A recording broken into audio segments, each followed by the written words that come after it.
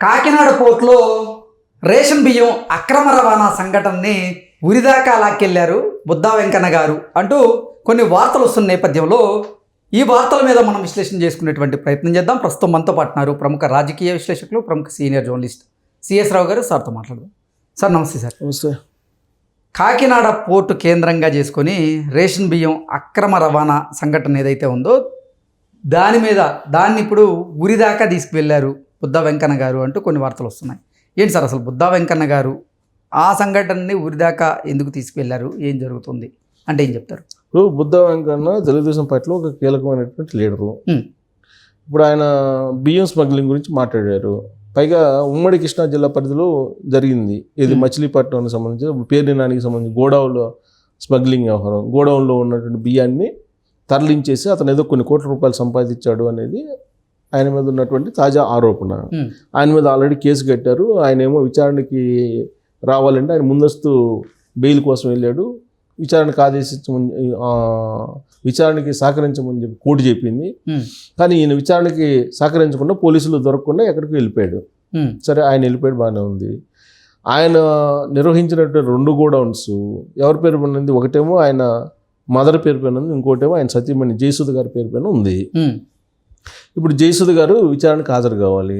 పోలీసులు గత 3-4 రోజుల నుంచి వెతుకుతుంటే ఆవిడ ఇప్పుడు అజ్ఞాతంలో పోయారని చెప్పి పోలీసులు చెబుతున్నారు. అజ్ఞాతంలో ఉన్నారు, మాకు తెలియట్లేదని చెప్పి పోలీసులే చెబుతున్నారు. సో ఇలాంటి పరిస్థితుల్లో అసలు ఈ పేర్ని నాని మాజీ మంత్రి వైఎస్ఆర్ కాంగ్రెస్ పార్టీ ఈయన చేసినటువంటి బియ్యం మాఫియా, బియ్యం స్మగ్లింగ్ వ్యవహారం అనేది ఇప్పుడు సర్వత్రా చర్చనీయాంశమైంది. ఎందుకు చర్చనీయాంశమైంది అని అంటే, ఇప్పుడు కాకినాడ పోర్టులో బయటపడింది. సీజ్ ద షిప్ అనే దగ్గర నుంచి అది హైలైట్ అయింది. అంతకుముందు స్మగ్లింగ్ లేదంటే ఉంది, కానీ ఎప్పుడు హైలైట్ అయింది? సీజ్ ద షిప్ అని చెప్పి పవన్ కళ్యాణ్ గారు ఎప్పుడు వెళ్ళారో అప్పటి నుంచి దాని ఫ్లేవర్ బయలుదేరింది.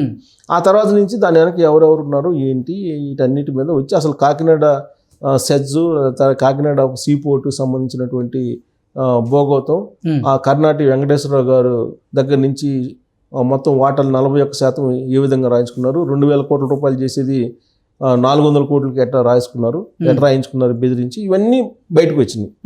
ఇవన్నీ ఎప్పుడు బయటకు వచ్చినాయి? సీజ్ ద షిప్ తర్వాత బయటకు వచ్చినాయి, అంతే కదా. సో ఇదంతా నడుస్తున్నటువంటి క్రమంలో మొత్తం అసలు అక్కడ స్మగ్లింగ్ ఎంత జరుగుతుంది, రేషన్ బియ్యం ఎంత జరుగుతుంది, ఇది అన్నిటి మీద జరుగుతున్నప్పుడు అది విచారణకి వస్తూ పేర్నానికి తగిలింది. పేర్నాని మొన్నటి వరకు ఏంటి, వైఎస్ఆర్ కాంగ్రెస్ పార్టీలో తనకన్నా నిజాయితీ పడ్డ ఎవరు లేరు అన్నట్టుగా మాట్లాడేవాడు. అంటే ఇండైరెక్ట్గా ఆయన మాటల్లో ఏంటంటే స్వచ్ఛమైనటువంటి పాలిటిక్స్ చేస్తున్నాం మేము, ఇప్పుడున్నటువంటి పాలిటిక్స్లో మేము అసలు ఇమ్మడలేని పరిస్థితులే, అందుకే నేను స్వచ్ఛందంగా తప్పుకుంటున్నాను రాజకీయాల నుంచి కూడా అన్నాడు ఎన్నికల ముందు. సీన్ కట్ చేస్తే పేర్ని నాని నీకు పౌర సరఫరాల శాఖకి గోడౌన్లు ఇచ్చేసి ఆ గోడౌన్లో పౌర సరఫరాల శాఖ నింపినటువంటి బియ్యం బస్తాల్ని మాయం చేశాడు. దాదాపు 15 రోజులకి 2 కోట్ల రూపాయలు సంపాదించాడు అనేది ప్రాథమికంగా వాళ్ళు పౌర సరఫరాల శాఖ వాళ్ళు అంచనా వేస్తున్నారు. అసలు స్టాక్ ఎంత ఉంది, ఎంత తరలించేశాడు వీటన్నిటి మీద.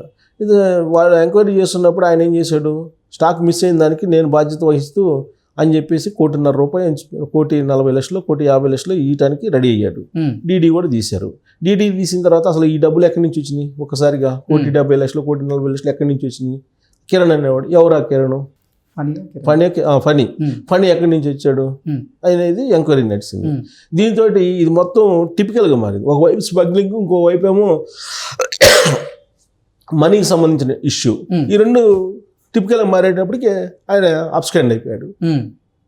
లుక్అవుట్ నోటీసులు ఇచ్చారు.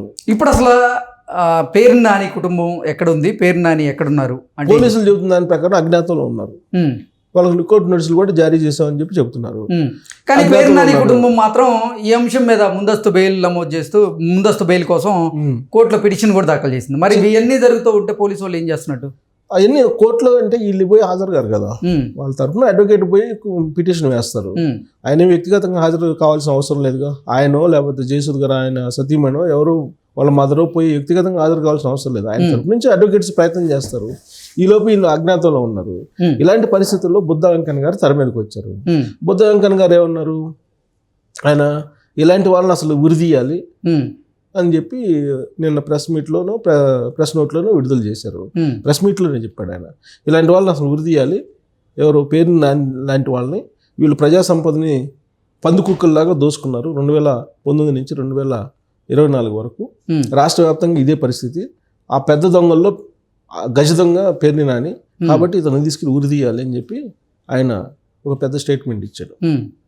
అసలు ఉరి అనేది ఏ సందర్భంలో వస్తుంది, అసలు ఎంత పెద్ద నేరం చేస్తే వస్తుంది, మరి ఈ మాట ఎందుకు అన్నాడు అనేది పెద్ద చర్చ ఇప్పుడు. మళ్ళీ ఇది బియ్యం స్మగ్లింగ్, దాని పర్యవసానం ఇవన్నీ చూస్తే ఆర్థిక ఉగ్రవాదులే ఉన్నారు, వాళ్ళకే ఉరి శిక్ష ఇలా. మరి పేరు నాని ఆయన గోడౌన్లో నుంచి బియ్యం ఏదో తీసుకెళ్ళిపోయాడు అనే దాని మీద ఉరి తీయాలి అని అంటే అంత పెద్ద తప్పు చేశాడా పేరు నాని అనేది ఒక చర్చ ఇప్పుడు వైఎస్ఆర్ కాంగ్రెస్ పార్టీ తెర మీద తీసుకొస్తుంది. సో బుద్ధ వెంకన్న అతను ఇలానే మాట్లాడతాడు. బుద్ధ వెంకన్న రాజకీయ చరిత్ర అంతేను. బుద్ధ వెంకన్న అసలు తెలుగుదేశం పార్టీలో ఆ పార్టీకి మైనస్. అతను ఇలాంటి మాటలు మాట్లాడి అధికారంలో ఉండి ఉరి తీసేది ఏంది, ఉరి తీయి మరి అసలు అరెస్టే చేయలేకపోతున్నారు, ఉరేం తెస్తావు వీళ్ళు అని చెప్పి వైఎస్ఆర్ కాంగ్రెస్ పార్టీ వాళ్ళు తీసుకున్నారు. దీంతో పేరు నాని చుట్టూరు, అలాగే ఆయన సతీమణి జయసుధ్ గారి చుట్టూరు మొత్తం ఇప్పుడు రాజకీయం నడుస్తుంది. ఈ రాజకీయం నడుస్తుంది, పొలిటికలైజ్ అయింది. పొలిటికలైజ్ అయిన కారణంగా ఏమైంది, అసలు అక్కడ కాకినాడ పోర్టులో ఏం జరుగుతుంది, బియ్యం ఎంత స్మగ్లింగ్ అవుతున్నాయి, బియ్యం ఆగిపోయిందా లేదా, అసలు మరి రేషన్ కార్డులు ఏం చేస్తారు, ఇవన్నీ చర్చ జరుగుతున్నటువంటి క్రమంలో ఈయన వచ్చేసి ఉరి తీయాలనగానే దీని మీద పోయారు వైఎస్ఆర్ కాంగ్రెస్ పార్టీ వాళ్ళు. అంతే కదా, టాపిక్ సీరియస్ టాపిక్, దాని మీద డిస్కషన్, సంస్థలు ఇన్వెస్టిగేషన్ సంస్థలు అన్నీ కూడా విజిలెన్స్ కానీ అవన్నీ అక్కడ పనిచేస్తున్నప్పుడు అసలు విజిలెన్స్ విచారణ ఎక్కడి వరకు వచ్చింది, పౌర సరఫరాల శాఖ చేసినటువంటి విచారణలో ఏం తేలింది, వీళ్ళు ఎంత అసలు వెనకేశారు, ఇవన్నీ కదా రావాల్సింది బయటికి. ఇప్పుడు పేరు నాని గారు ఫస్ట్ విచారణ స్టార్ట్ చేయగానే 1,70,00,000 కట్టడానికి ముందుకు వచ్చాడు, 1,40,00,000, 1,70,00,000. మరి ఇంకా ఇన్వెస్టిగేషన్ సాగుతున్నప్పుడు ఇంకెంత ఇతను బియ్యం తరలించాడు అని చెప్పి చర్చ నడిచినప్పుడు రకరకాల ఇన్ఫర్మేషన్ ప్రజల నుంచి వస్తుంది. ఇప్పుడు ఏమవుతుంది, ఆయన ఉరి తీయాలనగానే ఉరి తీయాలంటావా, అంత తప్పు చేశాడా, అలా అయితే మిమ్మల్ని ఎంతమంది తీయాలి ఉరి, ఇట్లా ఈ టాపిక్ డైవర్ట్ అవుతుంది. సో టాపిక్ డైవర్ట్ కావడంతో పాటు ఏమవుతుంది, అసలు విషయం పక్కదోవబడుతుంది. సరిగ్గా ఇక్కడే రాజకీయ పార్టీలకు సంబంధించినటువంటి కృష్ణా జిల్లా వాళ్ళు కొంతమంది ఏమంటున్నారంటే తెలుగుదేశం పార్టీలో ఉన్న వాళ్ళు వైఎస్ఆర్ కాంగ్రెస్ పార్టీ ఉన్న అందరూ ఒకటేను తెర వెనుక, కాబట్టి దీన్ని టాపిక్ డైవర్ట్ చేయడానికి ఇలాంటి మాట్లాడుకుంటున్నారు అనేది కూడా ఒకటి వినిపిస్తుంది.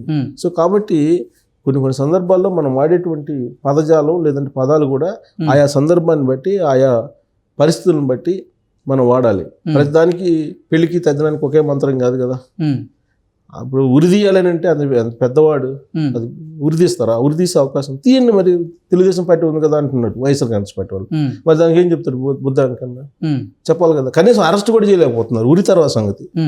ఇప్పుడు ఆయన అరెస్ట్ కూడా చేయలేని పరిస్థితిలో ఉంది కదా ఇప్పుడు ఉన్నటువంటి ప్రభుత్వం. అజ్ఞాతంలోకి వెళ్ళిపోయారని చెప్తున్నారు. ఎన్ని రోజులు అజ్ఞాతంలో ఉంటారు. కూటమి నేతలు ఆయనకి సపోర్ట్ చేస్తున్నారు, సహాయం చేస్తున్నారు అంటే కూడా కొన్ని వార్తలు వస్తాయి. అంతే, ఆల్రెడీ అక్కడ ఉండే పబ్లిక్కి చాలా స్పష్టత ఉంది.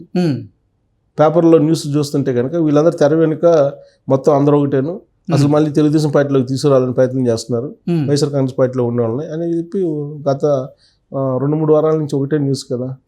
జోగి రమేష్ని తీసుకురావచ్చు, పేరు నాని తీసుకొని వీళ్ళందరూ నాని వీళ్ళందరూ తెలుగుదేశం పార్టీలోకి వస్తున్నారు అనేది కదా టాక్.